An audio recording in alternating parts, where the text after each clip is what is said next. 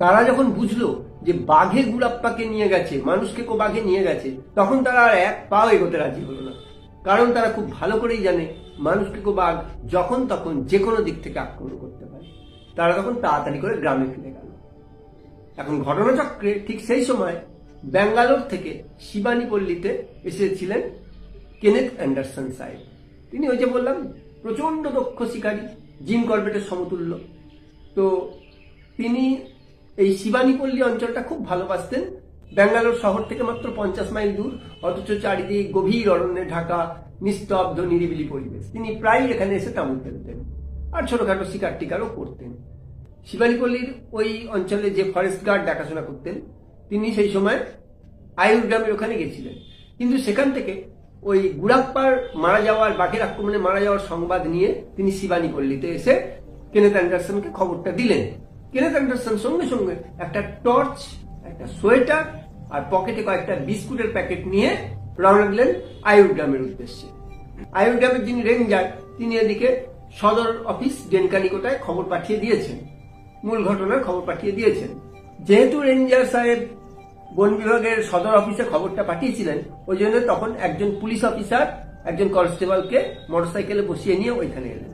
তাহলে কি দাঁড়ালো, কেনেথ অ্যান্ডারসন, ওই পুলিশ অফিসার, কনস্টেবল আর হচ্ছে রেঞ্জার সাহেব আর দুজন পাহারাদার তখন সঙ্গী হয়ে একসঙ্গে গুড়াপ্পা যেখানে বাঘের হাতে পড়েছিল সেই জায়গাটা পরিদর্শনে গেছে। এখন হয়েছে কি, কেনেথ অ্যান্ডারসন একটু মজা করেছেন। মজা বলতে তিনি বললেন যে ওই যে ভদ্রলোক, ওই ইংরেজ ভদ্রলোক জায়গাটা কিনেছিলেন এবং জঙ্গলি দুর্গ বানিয়েছিলেন, তার মৃত্যুর সঙ্গে এই গুড়াপ্পার মৃত্যুর একটা কোনো মিল আছে।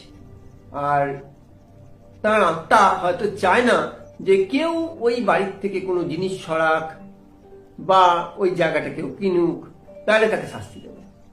উমা, তিনি যেই মজা করলেন, এই পুলিশ অফিসার, সার্জেন্ট এত ভীতু, সব ভয় পেয়ে গেল। বলে না না, আমরা আর যাবো না, আমরা আর এর মধ্যে নেই, পিছিয়ে যাচ্ছে তারা।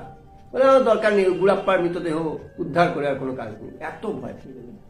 কেনেথ অ্যান্ডারসন ওই জায়গাটা লক্ষ্য করেছিলেন আগেই, সন্ধ্যা অন্ধকারই লক্ষ্য করেছিলেন যে যেখানটায় 24 ঘন্টা আগে বাঘটা বসেছিল ল্যান্টানার ঝোপে এবং গুড়াপ্পাকে মেরে টেনে নিয়ে গেছিল। তারা তখন ওই দাগ অনুসরণ করে মোটামুটি 100 গজ মতো এগোতে পারলেন। চারিদিকটা সবুজ ঘাস আর উড়োজাহাজ গাছ রয়েছে। হঠাৎ তিনি দেখলেন একটা উড়োজাহাজ গাছের নিচে সবুজ ঘাসের মধ্যে থেকে একটা হাত এরকম করে বেরিয়ে রয়েছে। হাতটার 5টা আঙুল এরকম ছড়ানো আর ওপর দিকে মুখ করা, যেন এরকম করে ইশারা করে তাদের ডাকছে। অবশেষে তারা গুড়াপ্পার মৃতদেহ আবিষ্কার করলেন। কাছে গিয়ে দেখলেন এসে আর বিভৎস দৃশ্য। বুক থেকে মাথা পর্যন্ত বাঘ খায়নি, কিন্তু নিচের অংশটা পুরো খেয়ে নিয়ে চলে গেছে। আর পুরো দেহটা লাল পিঁপড়ে ঢেকে ফেলেছে। লাল পিঁপড়ে খেয়ে খেয়ে গুড়াপ্পার মাংস তুলে নিয়েছে আর বিভিন্ন জায়গা লাল লাল ছোপ ছোপ হয়ে আছে। ওই মৃতদেহের পচা গন্ধে চারিদিকে অস্থির, একদম টেকা যাচ্ছে না, নাকে রুমাল দিতে হচ্ছে। অ্যান্ডারসন বুঝলেন যে কেন হায়না বা নেকড়েরা এসে ওই বাঘের উচ্ছিষ্টটা এখনো খায়নি, কারণ এত লাল পিঁপড়ে ছেকে ধরে আছে, কারোর ক্ষমতা নেই ওখানে এসে খাওয়ার। আর উপর থেকে শকুনরা দেখতে পায়নি, উড়োজাহাজ গাছের তলায় ছিল, যার জন্য তারা মৃতদেহটা আবিষ্কার করতে পারলেন। তখন অফিসার তার সঙ্গে কনস্টেবলকে ওই মৃতদেহের ব্যবস্থা করতে বললেন, দিয়ে তারা সবাই আয়ুরের বিশ্রামাবাসে ফিরে এলেন। তখন প্রায় সন্ধ্যা হয়ে গেছে। কেনেথ অ্যান্ডারসনকে শিবানীপল্লীর টেন্টে ফিরতে হলে অনেকটা রাস্তা হেঁটে আসতে হবে এবং অনেক রাত হয়ে যায়। তখন ওই রেঞ্জ অফিসার সাহেবকে কেনেথ অ্যান্ডারসনকে তার সঙ্গে থাকতে দিতে রাজি হলেন। বললেন আজকের রাতটা আপনি আমার সঙ্গে থেকে যান, কারণ রাস্তাটা অত্যন্ত বিপজ্জনক। কিন্তু কেনেথ অ্যান্ডারসন তখন পকেটে থাকা ওই শুকনো বিস্কুটের প্যাকেট দেখে রাত কাটাতে রাজি হলেন না। তিনি দেখলেন ভয়ে কি আছে, সঙ্গে টর্চ আছে, টুকটুক করে দিক দিয়ে রাস্তাটা পেরিয়ে যাবেন। আর একবার শিবানীপল্লী টেন্টে পৌঁছতে পারলে মশলা ভরা মাংস একবারে তার জন্য অপেক্ষা করছে, হেভি খাওয়া দাওয়া হবে। তিনি ওই জন্য বললেন দরকার নেই, আমি চলে যাচ্ছি, কোনো অসুবিধা হবে না। কিন্তু তিনি যখন বেরিয়ে যাচ্ছেন তখন ওই রেঞ্জার সাহেব আর পুলিশ অফিসার দুজনেই তাকে সতর্ক করলেন। যে তারা বললেন মনে হয় শিবানীপল্লীতে পৌঁছে মশলা ভরা মাংস আর কেনেথ অ্যান্ডারসনের সেদিন খাওয়া হবে না। সেদিন কেন, আর কোনো দিনই তার ওই মশলা ভরা মাংস খাওয়া হবে না। কারণ পথটা অত্যন্ত বিপজ্জনক, আঁকামাকা এবং ল্যান্টানার ঝোপে ভর্তি, আর ছোট ছোট বাবুল গাছের চারায় পুরো এলাকা ঢাকা। অ্যান্ডারসন তো ওই রাস্তা দিয়ে ফিরছেন। রাস্তাটা মাত্র 2 ফুট মতন চওড়া, আর তার টর্চের আলো শুরু হয়ে চারিপাশে পড়ছে। তিনি দেখতে দেখতে আসছেন। বেশ কিছুটা রাস্তা আসার পর একটা দারুণ মৃত্যু ভয় তাকে ঘিরে ধরল। একটা কথা তোমাদের এর আগেও বলেছিলাম, প্রত্যেক শিকারীরই যে কোনো বিপদের সময় সিক্স সেন্স কাজ করে। সিক্স সেন্স বলে একটা সেন্স আছে যেটা তাদের বুঝিয়ে দেয় যে বিপদ আসন্ন। তার ক্ষেত্রেও সেটাই হলো।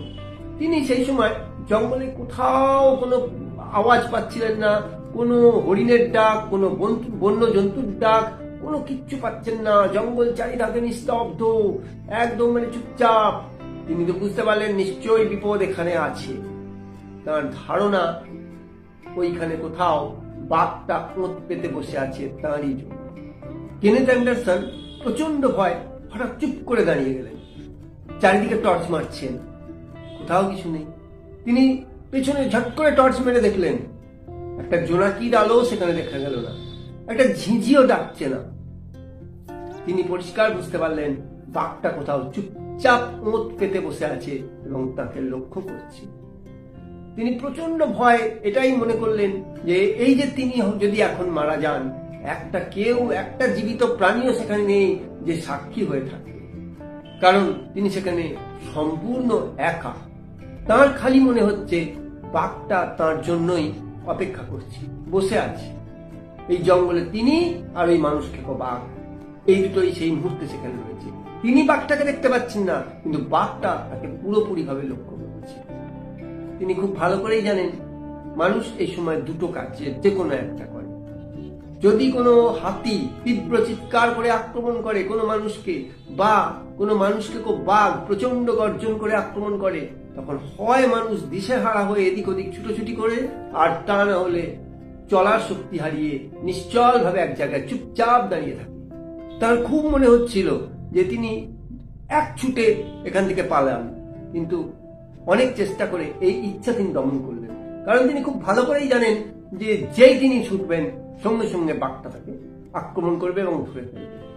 বাঘেরা এটাতেই অভ্যস্ত যে তাদের দেখা মাত্রই শিকারের রক্ত হিম হয়ে যাবে, কাজেই যে কোনো ছুটন্ত প্রাণীকে সঙ্গে সঙ্গে বাঘ আক্রমণ করে। অ্যান্ডারসন এটা মনে করলেন যে বাঘটা তাকে আক্রমণের সুযোগ খুঁজছে, বাঘটা তার জন্যই অপেক্ষা করছে। বাঘটা হয় তার সামনে আছে, নয় তার পেছনে, নয় দুপাশের যে কোনো এক পাশে। কিন্তু সে কেন আক্রমণ করছে না এখনো? তার একটাই কারণ, তার কাছে উজ্জ্বল আলোর একটা টর্চ আছে এবং সেই টর্চ তিনি অনবরত চারিদিকে ঘুরিয়ে যাচ্ছেন, যার ফলে বাঘটা ঠিক এখনো তাকে আক্রমণ করতে পারছে না। তখন অ্যান্ডারসন চিন্তা করলেন কি, যে বাঘটাকে লোভ দেখাতে হবে একটুখানি দৌড়ে, তাহলে বাঘটা বেরিয়ে আসবে তার লুকোনো জায়গা থেকে, তখনই তার পক্ষে গুলি করাটা খুব সহজ হবে। কিন্তু এটাও ভাবলেন যে এক হাতে টর্চ নিয়ে অন্ধকার রাত্রে কি করে বাঘটাকে তিনি গুলি করতে পারবেন।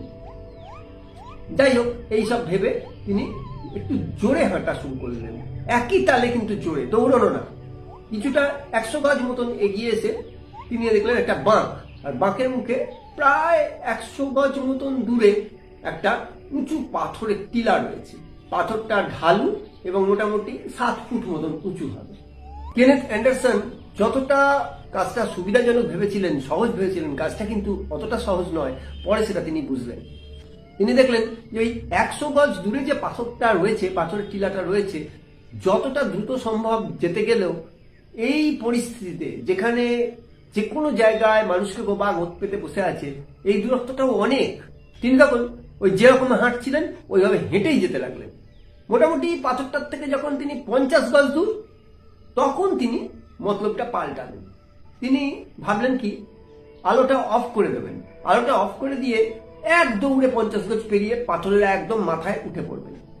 যে ভাবা সেই কাজ, বাঘটাকে তো বের করে আনতে হবে। যে তিনি খুব ভালো করে জানেন বাঘের সঙ্গে 100 গজ দৌড়ে তিনি পারবেন না, কারণ জঙ্গলে আক্রমণকারী বাঘের দৌড়ের যে স্পিড অকল্পনীয়, মানে চোখে না দেখলে কেউ বিশ্বাস করতে পারবে না। কাজে তাকে 100 গজ পৌঁছানোর আগেই ধরে ফেলবে। যা কপালে আছে বলে 50 গজ বাকি থাকতে তিনি পাথরটার অবস্থানটা খুব ভালো করে দেখে নিলেন রাইফেলের সেফটি ক্যাচ খুলে দিলেন, ট্রিগারে হাত দিলেন, আলোটা অফ করে দিলেন এবং দৌড়তে শুরু করে দিলেন একদম সেই পাথরটার দিকে লক্ষ্য করে।